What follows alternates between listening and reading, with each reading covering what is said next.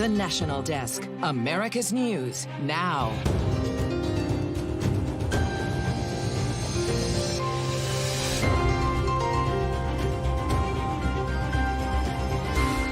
Summer sun, the longest day of the year, brings heat alerts to almost 100 million Americans when some relief could be in the forecast. There will be loss of property, that is no question. But what we want to prevent is the loss of life. Some New Mexico residents still reluctant to evacuate as fires continue to rage. Ahead, the message from a family whose desperate search ended in tragedy. And Boeing Starliner stuck in space, the reason for the delays and when we can expect it back on solid ground. This is the National Desk, America's News Now. I'm Amira David. The tremendous heat wave over the eastern half of the United States continues, with about 99 million Americans across 16 states under some kind of heat alert tonight. The Northeast could see some relief after Sunday, but the heat dome will cover most of the South until at least the middle of next week. And the extreme heat coinciding with the first day of summer, which officially kicked off at 4:51 p.m. Eastern Time. Meantime, we are tracking excessive rain in Texas, where Governor Greg Abbott has issued a disaster declaration as parts of the state have been hit with 10 inches of rain from Alberto. The first named storm of the season has been downgraded to a tropical depression as it passes over Mexico. At least 3 people have died since the storm made landfall earlier this morning. Off the coast of the Bahamas, NOAA is warning of another possible tropical storm headed for the northern eastern coast of Florida and southern Georgia. There's a 40% chance this low pressure system will organize enough to become the second named storm of the season. Predictions are that it will hit the U.S. coast, bringing heavy rain and high winds on Friday. Double homicide suspect Stacey Lee Drake is now in custody in Arkansas. Drake had been on the run for at least 2 days. Authorities say he fled from an Oklahoma crime scene in a stolen car on Tuesday. Arkansas police say Drake threatened a man with a pistol this morning and was then captured after an 8-mile car chase. He was taken in without incident. In Milton, Washington, Officer Eric Haney is still fighting for his life as he recovers from surgery late last night. Haney and another officer were attempting to serve an outstanding warrant yesterday when he was struck by a vehicle driven by the wanted suspect. The other officer was unharmed and was able to give life-saving treatment to Haney at the scene. The suspect was taken into custody later in the day and booked on felony assault and resisting arrest. Big cases are still looming from the Supreme Court, with more opinions slated to be released tomorrow. As the National Desk's Matt Gelka tells us, 2 major decisions could directly impact the former president and the election. And you know, I love Milwaukee. I was the one that picked Milwaukee. As former President Donald Trump continues on the campaign trail, almost a month removed from his guilty verdict in a New York hush money case and awaiting sentencing, 2 cases from the country's high court still hang over his head. I feel that as a president, you have to have immunity. Very simple. Trump argues a president needs immunity from criminal prosecution for things done in office.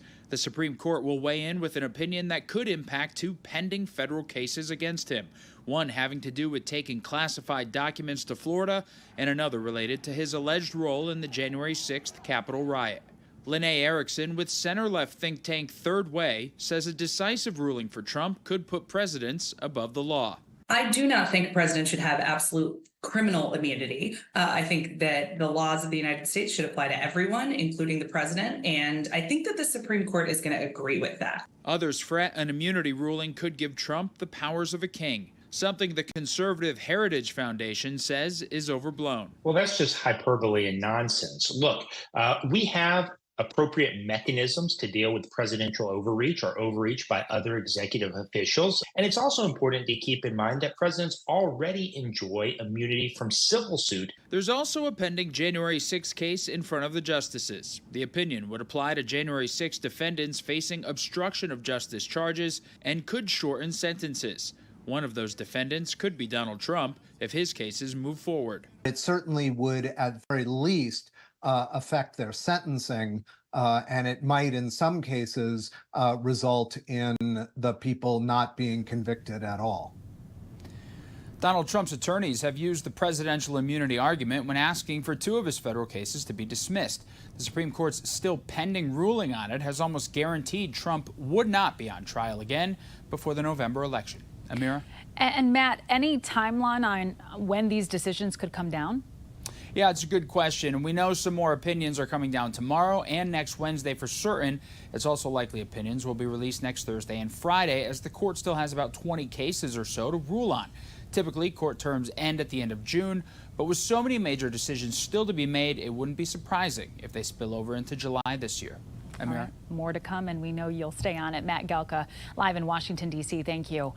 $1 million worth of cocaine is now in the hands of the U.S. Border Patrol after it was found in the ocean near the Florida Keys. The Monroe County Sheriff's Office said boaters came across the 21 individually wrapped kilograms.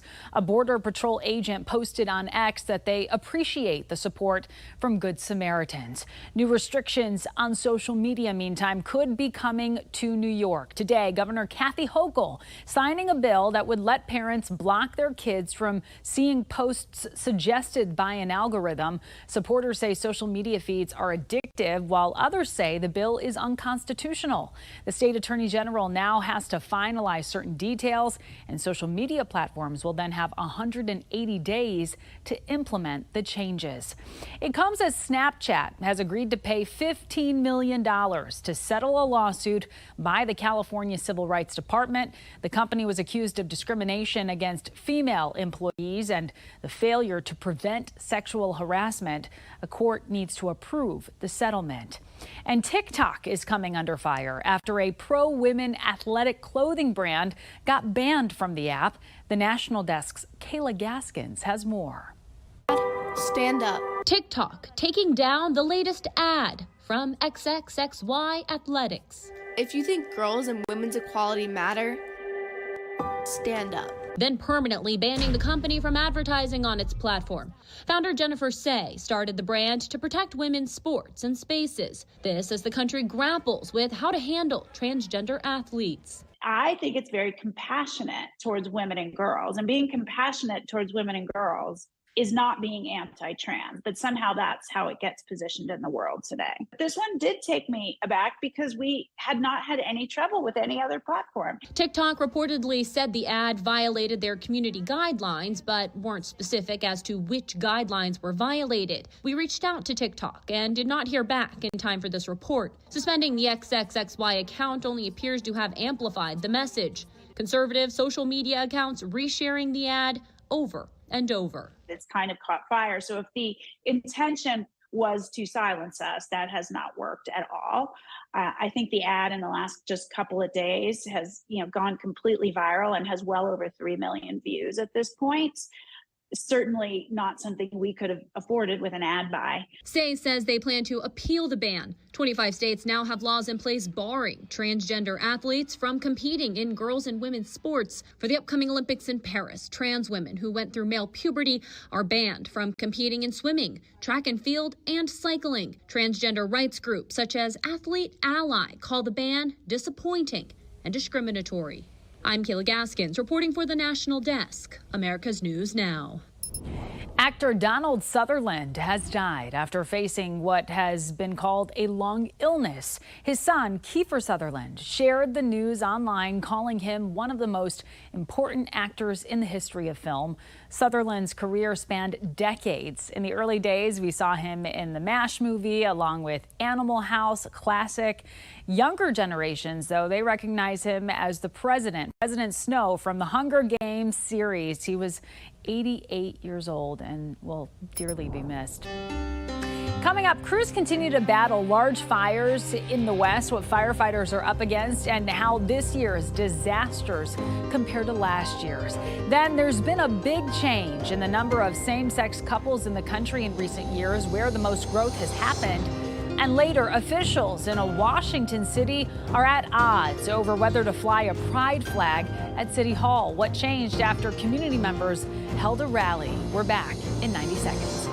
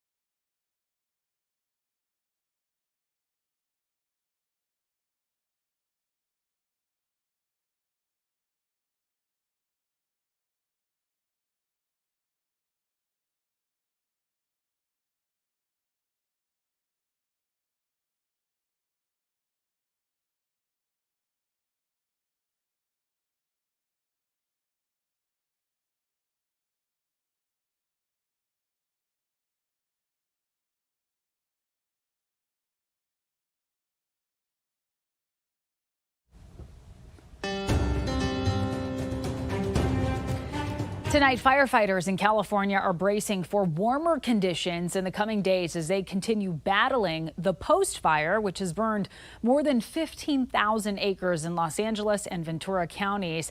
And the weekend weather forecast for the area not looking favorable for firefighting efforts. Temperatures forecasted to be somewhere between 90 and 100 degrees.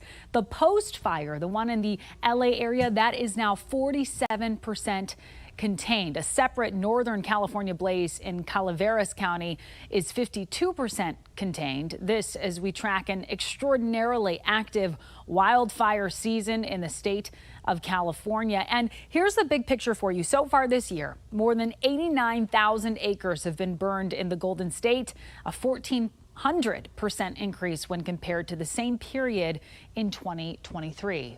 Meantime, fires continue to rage in New Mexico tonight. We are learning more about one of two victims found in Ruidoso.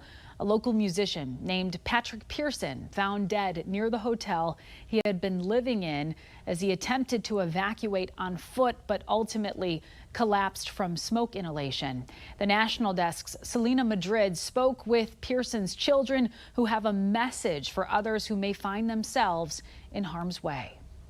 As the wildfires in Ruidoso continue to burn and spread, photos and videos are circulating all across social media showing the damage left behind and the businesses lost. One of the businesses was the Swiss Chalet Inn, a popular hotel in the heart of the village where Patrick Pearson's kids told me he was living for 3 to 4 years. He's a musician and he frequently played down on Main at a place called Quarters, and so he just kind of stayed at that hotel in the big suite and knew everybody. And he had everything he needed. As long as he was playing music, he was happy. And last time there was a fire there, he did update us like, hey, it's kind of close, but I'm out here helping. He currently could not really help much because he had broken his leg about a week and a half prior. The last time he was heard from was around 4 p.m. Monday afternoon, saying that he had a ride coming for him at the time. Unfortunately, that ride was turned away from responders close to the scene, saying that he can't go up there, it's getting too bad. Cell service also being an issue for that communication to be relayed to Pearson, leaving him in a helpless situation. There was no way for him to know that that ride wasn't going to make it. A wildfire is just so traumatic and devastating, and I just can't imagine like what he went through. Just learning about the passing of your father, what made you decide to want to speak with us today? We figured that by putting his story out there and also making people aware, like, this isn't a joke. If they tell you to go, you need to go. Like, don't wait for people. Get a ride when you can. 1 week from tonight, President Joe Biden and former President Donald Trump will meet in Atlanta for the first of two debates. Tonight, confirmation that the two men will be on that stage alone as independent candidate Robert F. Kennedy Jr. failed to meet the qualifications to join in.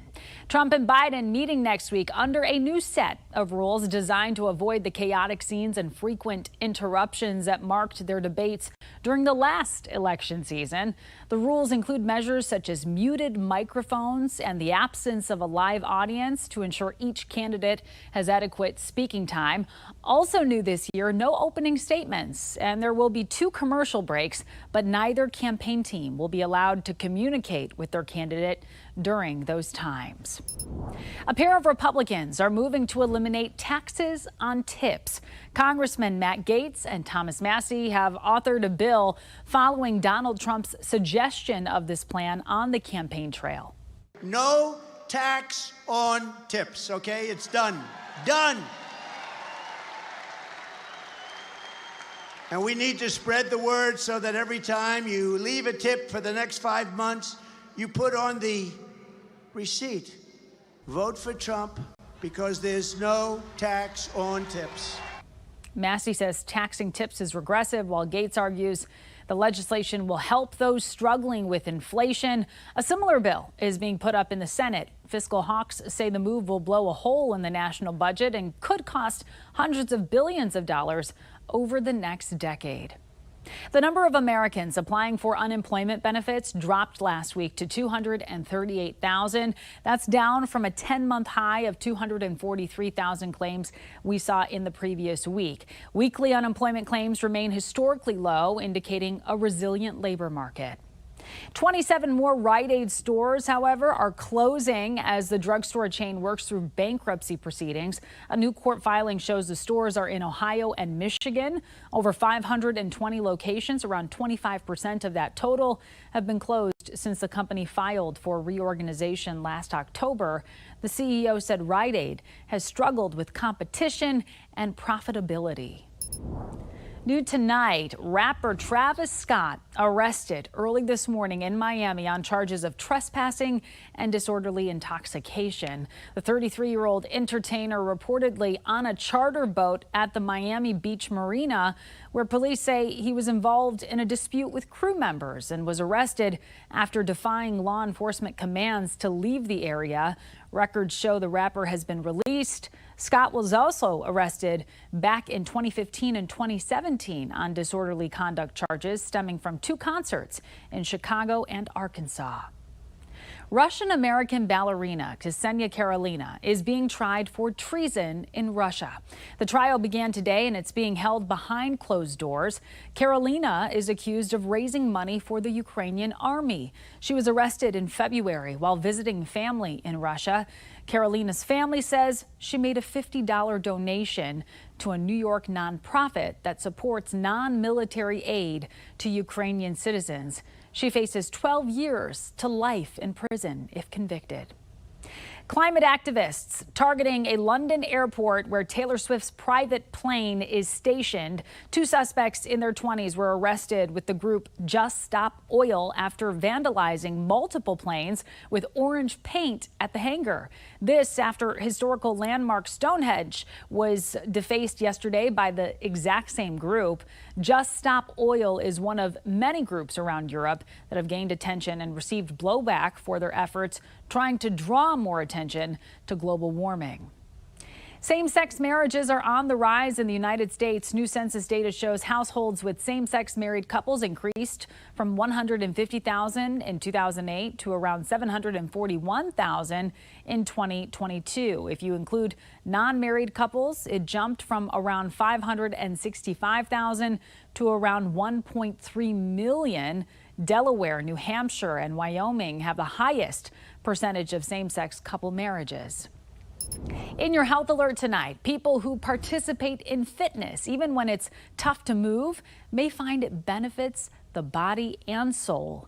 Medical reporter Liz Bonas delves into the power of neurological fitness. Hey there, everybody. Physical activity has been shown to improve the symptoms of many neurological conditions, including Parkinson's disease.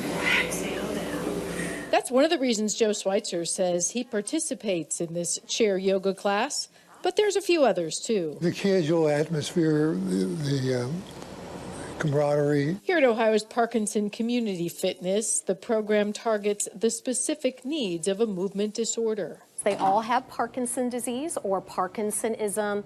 Some may have dementia, Alzheimer's disease. That means stretching to fight rigidity, a focus on coordination for one-sided symptoms, breathing for voice improvement, even handiwork for handwriting challenges. It's honestly for any fitness level. And what's great about it is that they're working on symptom-specific exercises for Parkinson's. They also have the option of balance partners, as they're called. It's why Rick participates with his wife, Lynn. The exercise is great, and when we leave here, we feel not only physically but mentally refreshed and strengthened. Co-founder Lisa Kors says with this fitness program, that's exactly the point. Our three pieces are exercise, support, and social. Lisa says often when people are diagnosed with an illness like this one, they become too shy to interact with others. Not so for Joe, however. You work hard to get the most out of your workouts, and that's what I try to keep a positive attitude about what's going on. You see, some of the benefit here is simply the power of togetherness. When she comes, she feels strengthened a lot. And ask any member here, they know the tough stuff, it's only overcome by strength from within. Kind of motivating to all of us, isn't it? With your health news, I'm Liz Bonus reporting. All right, Liz, thank you. And coming up, why the entire state of Texas could be left without electricity this summer.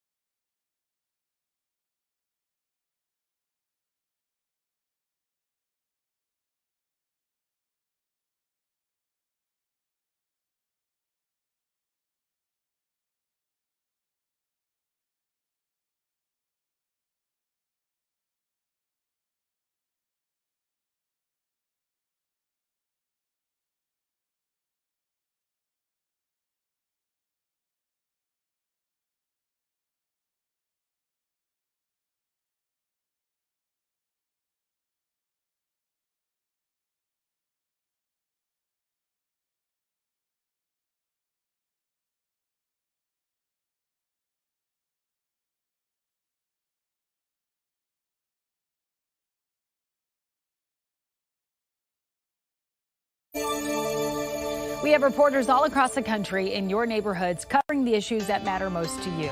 We're taking the pulse of America. I'm shocked. I don't get it. It's a case that has bank customers a little bit puzzled. Saturday night at about 7, Martin County Sheriff deputies responded to the Wells Fargo Bank on Southeast Federal Highway in Hope Sound after the bank's alarm monitoring service called the sheriff's office about a bank robbery in progress, saying there was a masked man inside the bank. Deputies rushed to the bank, but there was no one there.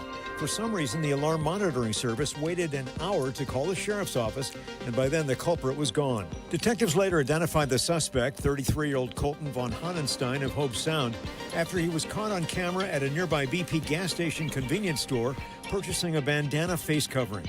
Detectives say he then went to the Wells Fargo Bank where he walked right in through the unlocked doors, even though it was after hours and the bank was closed. Why would the doors to the bank be unlocked? That's a question that we don't know. The operator of Texas's electrical grid says a transmission choke point near San Antonio could lead to a power blackout. There's a lot of demand in North Texas during tight conditions. Officials are trying to find a solution, but an energy expert says it's not just that one choke point that's the problem. What we've seen over the last 20 years is a severe degradation in the infrastructure integrity of ERCOT, both with the generation fleet, which has not grown, as we know, except with wind and solar, but with also the transmission. This summer probably won't be as hot as last summer, but it will still be a significant issue. For 2 weeks, the city of Newcastle has been under a controversy surrounding the pride flag. At the beginning of June, which is Pride Month, a majority of city council members voted not to fly the flag outside of City Hall. A couple of weeks later, and a rally was held, leading up to a packed city council meeting where the public comment went on into the night. By refusing to fly the pride flag, our mayor and council members are making a bold statement about the importance of unity and equality. But we, the LGBTQ community, my community, and our allies will not become apathetic. So if you're not for us, are you against us? Okay, the motion passes 4-3. Eventually, council took a new vote, and the pride flag now flies outside of the building. Coming up, Boeing Starliner stuck in space when its crew might be able to return home.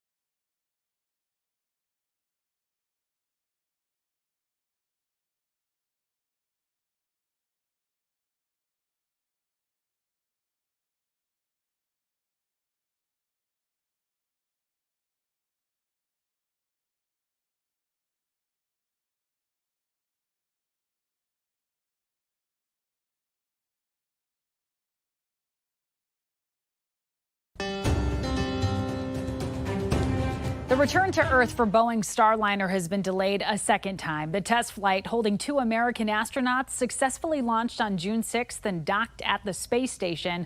But during the journey, Starliner experienced several helium leaks and a temporary loss of thrusters. Engineers have been testing and troubleshooting the issues. NASA still says they don't see any scenario in which Starliner won't be able to bring its crew home. It is now scheduled to undock from the ISS on June 25th and land in New Mexico on June 26th. That does it for this edition of the National Desk. Thank you so much for joining us. Have a great night.